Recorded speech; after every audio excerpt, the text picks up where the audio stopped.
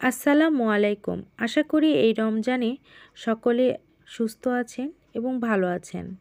আজকে আমি তৈরি করব ক্রিসপি চাইনিজ পটাটো স্টিক। খেতে খুবই মজাদার এবং খুবই সুস্বাদু। এর জন্য প্রথমেই আমি নিয়ে নিয়েছি বড় সাইজের আলু। একটি ফিলার মেশিনের সাহায্যে আমি আলুগুলোর স্কিনগুলো খুলে নিচ্ছি। নিয়ে এটি ছোট ছোট পিস করে কেটে নেব। দেখতে পাচ্ছেন সম্পূর্ণ আলু আমার কেটে নেওয়া হয়ে গিয়েছে। এবার আমি ছোট ছোট পিস করে নেব। ছোট ছোট পিস করে নিলে এটি দ্রুত সেদ্ধ হবে এবং এটি খেতেও বেশ মজা লাগবে। খুব বেশি একটা বড় পিস করবেন না, এতে করে ভেতরটা পুরোটাই একদম নরম থাকে, খেতে ততটা ভালো লাগে না।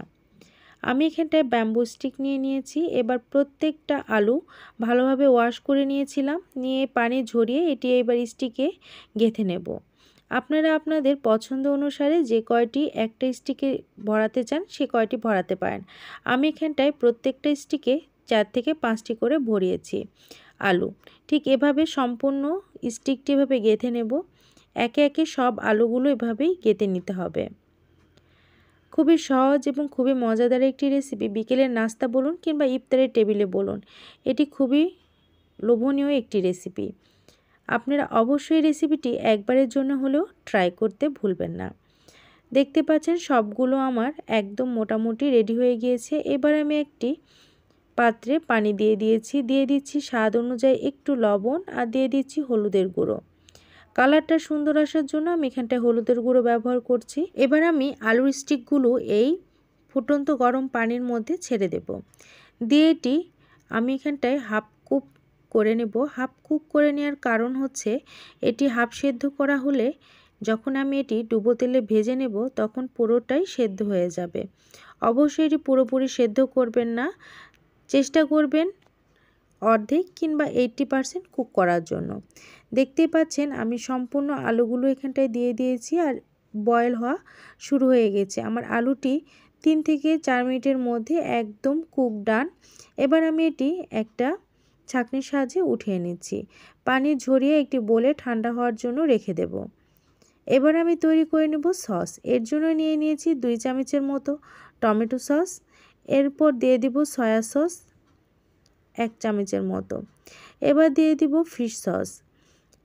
আপনাদের কাছে যদি অয়েস্টার সস থেকে থাকে সেটিও আপনারা ব্যবহার করতে পারেন। এখানটায় আমি ফিশ সস ব্যবহার করেছি। দিয়ে দিচ্ছি এর মধ্যে অরিগ্যানো।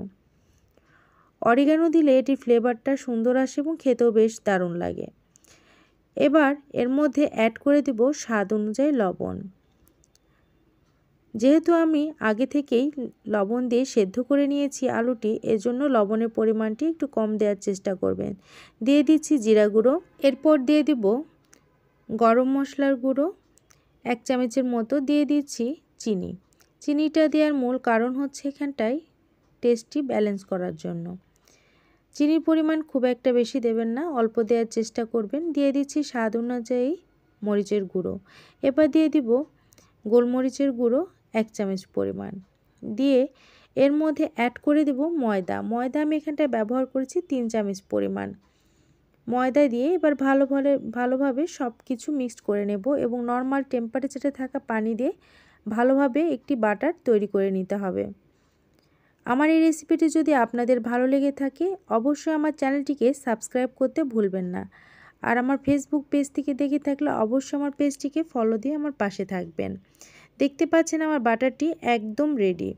এবার আমি কিছু ব্রেডের স্লাইস নিয়ে নেব। নিয়ে এটি ব্লেন্ডারে ব্লেন্ড করে আমি এখানটায় একদম ফ্রেশ ব্রেড ব্যবহার করেছি। আপনারা চাইলে ব্রেড ক্রামও ব্যবহার করতে পারেন। এভাবে ব্রেড যদি আপনারা বাসায় ফ্রেশ ব্রেড থাকে সেক্ষেত্রে চেষ্টা করবেন ফ্রেশ ব্রেডটি ব্যবহার করার জন্য। ভালোভাবে আমি এই বাটারে গুলিয়ে নেব আলুর স্টিকটি। নিয়ে এবার আমি যে ব্রেডটা আমি ক্রাম করে রেখেছি সেই ব্রেডটিকে একদম ভালোভাবে আলুর স্টিকটি গড়িয়ে নিয়ে দেখতেই পাচ্ছেন কতটা সুন্দর লুক চলে এসেছে। এবার আমি ডুবো তেলে এটি ভেজে নেব। অবশ্যই চেষ্টা করবেন তেলের হিটটা যেন বেশি থাকে, সেক্ষেত্রে খুব সুন্দরভাবে এটি ফ্রাই হবে এবং খেতেও বেশ দারুণ লাগবে। যতটুকু আমাদের কুক হওয়া বাকি ছিল এই গরম ফুটন্ত তেলে বাকিটুকু একদম কুক হয়ে যাবে এবং খেতেও বেশ দারুণ লাগবে। আশা করি ইফতারের টেবিলে অথবা বিকেলের নাস্তায় এটি অবশ্যই পরিবেশন করবেন। ছোটরা এটি মজা করে খাবে। আপনারা চাইলে এটা টমেটো সস অথবা মেয়োনিজের সাথে সার্ভ করতে পারেন। আলুর স্টিকগুলো কিছুক্ষণ পর পর এপিট ওপিট নাড়িয়ে দেব। যখন আলুর স্টিকটি একদম গোল্ডেন ব্রাউন কালার হয়ে আসবে তখন এই স্টিকগুলো হালকাভাবে উঠিয়ে নেব। দেখতে পাচ্ছেন মুচমুচে এবং ক্রিস্পি সুন্দর একটি উপরটা হয়ে গিয়েছে এবং ভিতরটা অনেক সফট। এজন্য ছোট থেকে বড় সকলেই এটি খেতে পছন্দ করবে। অতিথি আপ্যায়নেও খুব দ্রুত এবং অল্প সময়ের মধ্যে অল্প উপকরণে এটি আপনারা পরিবেশন করে দিতে পারবেন খুব সহজেই। দেখতেও বেশ ইউনিক, খেতেও বেশ দারুণ। আশা করি সকলেরই ভালো লাগবে। অনেকটা আমার এটি হয়ে গিয়েছে, এবার আমি এটি উঠিয়ে নেব। দেখতেই পাচ্ছেন একদম গোল্ডেন কালার হয়ে এসেছে। বেশি এটি কড়া করা যাবে না, এরকম গোল্ডেন অবস্থাতে এটি উঠিয়ে নিতে হবে। উঠিয়ে নিয়ে এবার এটি পরিবেশনের পালা। আমি এটি একটি লেটুস পাতার উপরে এটি রেখে সুন্দরভাবে একটু ডেকোরেশন করে পরিবেশন করেছি। আপনাদের পছন্দ অনুযায়ী এটা আপনারা ডেকোরেশন করে নিতে পারেন। এবার একটি আলু আমি এখানটায় খুলে দেখে দেব যে কতটা সুন্দর ভিতরে সফট হয়েছে আর খেতেও বেশ দারুণ হয়েছে। দেখতে পাচ্ছেন একটি সুন্দরভাবে খুলে আসছে এবং এটি ভেঙে ফেললে কতটা যে ভিতরটা সফট তা না দেখে আপনি বুঝতে পারবেন না। আশা করি এটি খুব দ্রুত এবং এই রমজানে অবশ্যই ইফতারের টেবিলে আপনারা পরিবেশন করতে ভুলবেন না। সকলে ভালো থাকবেন, সুস্থ থাকবেন। আবারও দেখা হবে। আল্লাহ হাফেজ।